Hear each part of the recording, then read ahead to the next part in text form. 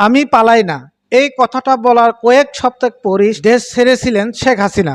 জুলাই আন্দোলনের মুখে 5 August 2024 helicopter করে গণভবন ছাড়েন তিনি। তারপরে কি ঘটেছিল, কোথায় গেলেন, এখন কোথায় আছেন? সত্য তথ্য টাইমলাইন নিয়ে এমআরজেটিভি নিউজ স্পেশাল রিপোর্টে। 2024 সালে জুলাই মাসে ছাত্র আন্দোলনের তীব্র হলে একাধিক সভা ও বক্তব্যে শেখ হাসিনা বলেছিলেন, আমি পালাই না, জনগণের সাথে আছি। তার দাবি ছিল আন্দোলনের জামাত, শিবির ও বিএনপি ষড়যন্ত্র। সরকার কারফিউ, ইন্টারনেট বন্ধ ও সেনা মোতায়েনের মাধ্যমে পরিস্থিতি নিয়ন্ত্রণের চেষ্টা করে।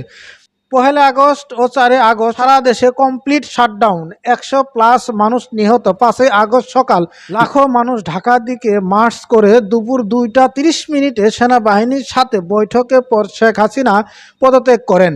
বিকেল 3টায় হেলিকপ্টার করে গণভবন থেকে ভারতের উদ্দেশ্যে রওনা দেন। সেনাপ্রধান তখন জাতির উদ্দেশ্যে ভাষণ অন্তর্বর্তী সরকারের গঠনের কথা বলেন। ভারত সরকার নিশ্চিত করে শেখ হাসিনা 5 আগস্ট বিকেলে দিল্লিতে পৌঁছেন। ভারত পররাষ্ট্র মন্ত্রণালয় বলছে, মানবিক কারণে তাকে আশ্রয় দেওয়া হয়েছে। 2026 সালে জুলাই পর্যন্ত তিনি দিল্লিতে আছেন। 2026 সালে জুলাইতে রয়টার্সকে দেওয়া সাক্ষাৎকারে তিনি বলেন, ডিসেম্বরের দেশে ফিরে আদালতে আত্মসমর্পণ করতে চান।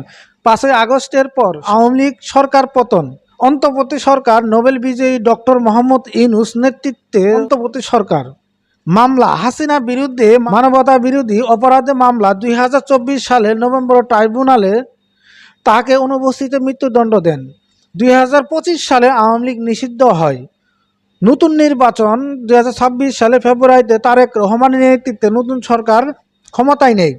ইউএনের রিপোর্ট অনুযায়ী জুলাই আগস্ট 2024 এর আন্দোলনে প্রায় 1400 মানুষ নিহত হয়। এই আন্দোলনের 3টি বড় ফল: সরকার পরিবর্তন, সংবিধান ও নির্বাচন ব্যবস্থা সংস্কার কমিশন, জুলাই গণ অভ্যন্তরীণ নামে নতুন রাজনৈতিক বাস্তবতা। আন্দোলনকারীরা 5 আগস্টকে দ্বিতীয় স্বাধীনতা বলে।